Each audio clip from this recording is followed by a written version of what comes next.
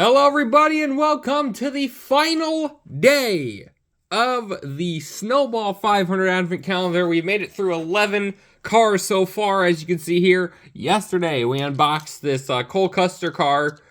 Yesterday, pretty nice car from yesterday. I think another exclusive. That was the last car that was teased on the front of the box. And now it's time for number 12. Let's see what that car is going to be. We don't know what it is. So let's see what it is.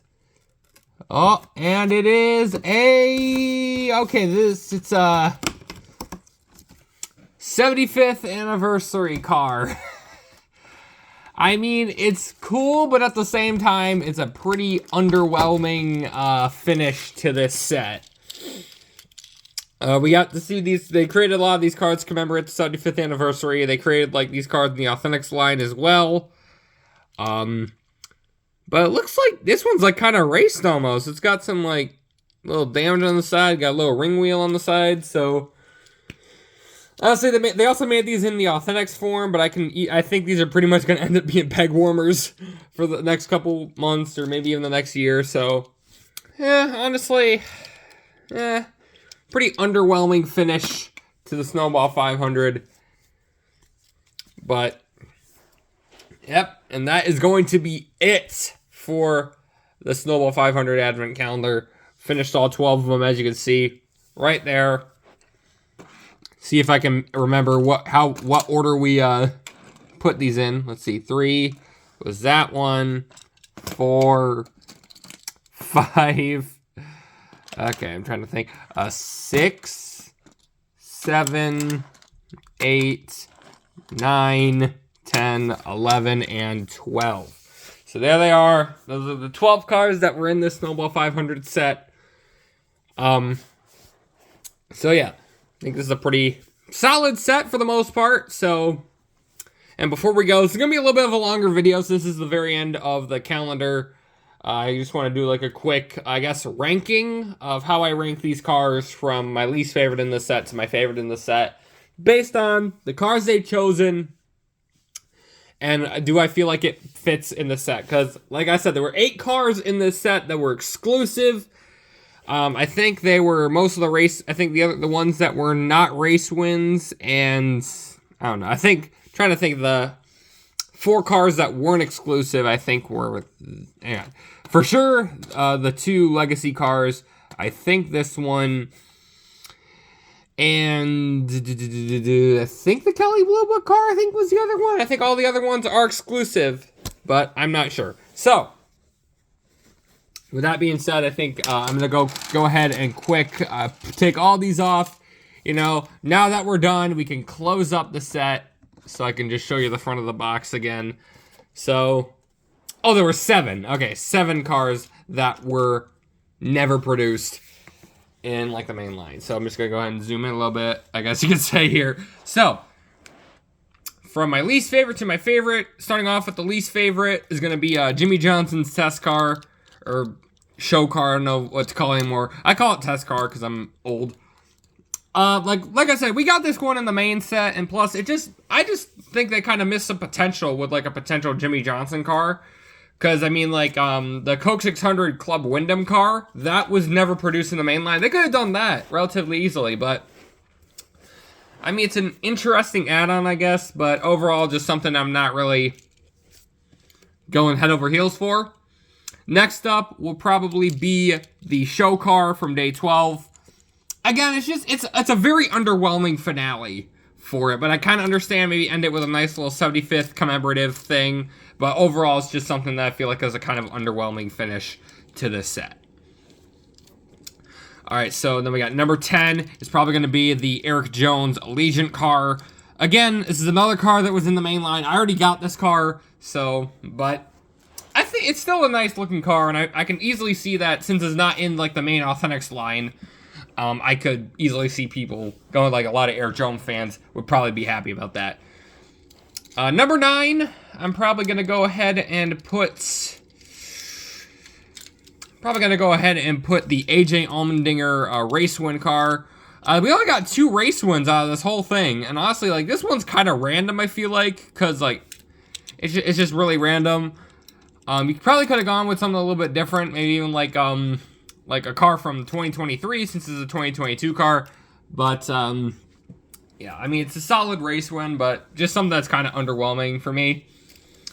All right, so we got 12, 11, 10, 9, then on to number 8. I'm probably going to go ahead and say the Chase Elliott Kelley Blue Book car. Again, it's just something that just kind of underwhelming, especially since I think we've gotten this car in the regular line. I'm not really sure, but yeah, I don't know. I just prefer the more exclusive cars in this set. So moving on to, let's see, I'm thinking again. Number 12, and it fell over. 12, 11, 10, 9, 8. So on to number 7 will probably be the Kevin Harvick Ream car. Again, missed potential here. I feel like since this was Harvick's last ever season, you could have gone with something a little bit better. Like even the Sunny D car, that was not produced in the main line. It was only in the Authentics line. You could have done that here. Or even like his finale car, the Harvick finale car, because it doesn't have beer sponsors on it. Or at least I don't think. So you could have done that. Even if this... Actually, now that I think of it, I think this was released before the end of the season, so... I'm stupid. Anyways, so that was, I think, number 8. So I gotta count again. 12, 11, 10, 9, 8, 7. So on to number 6 will probably be the first car we unboxed, Christopher Bell's race win from 2022, I believe the Roval.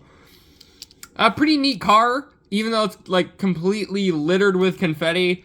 And also, since it's a Roval win, it doesn't have, like, the pink windshield, but I understand it's because of Authentics limitations or whatever. So, yeah, pretty solid car. Pretty nice race win right there. So, moving on, we're on the top 5 now. Probably number 5 on this list would probably be the Josh Berry car. I think this is a pretty nice add-on for this, to give us our first car from 2023. Overall, it's a pretty nice little add-on to the set. So then moving on to number 4, I'm probably going to go with Hailie Deegan's truck.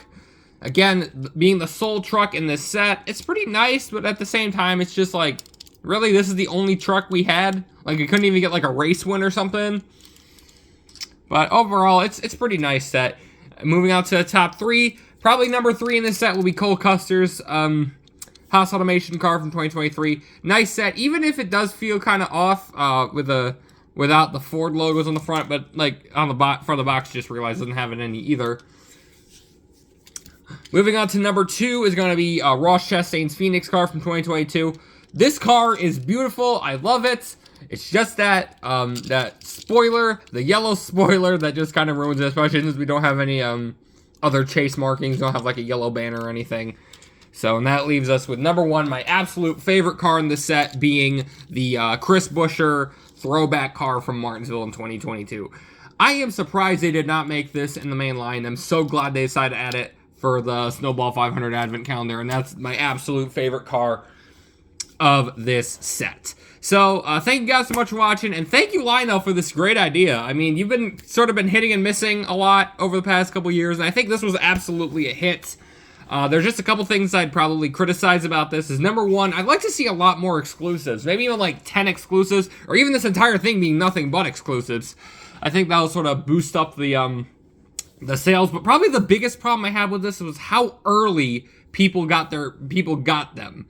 Like they put this up for sale, and like probably like a week or 2 later, people were getting them at their doors. Like this was being shipped out, and people were getting them delivered, which led to pretty much scalpers just opening the entire thing right away and selling these cars on eBay for ludicrous prices and spoiling the entire Advent Calendar. I tried my absolute best to avoid spoilers, but I did get some.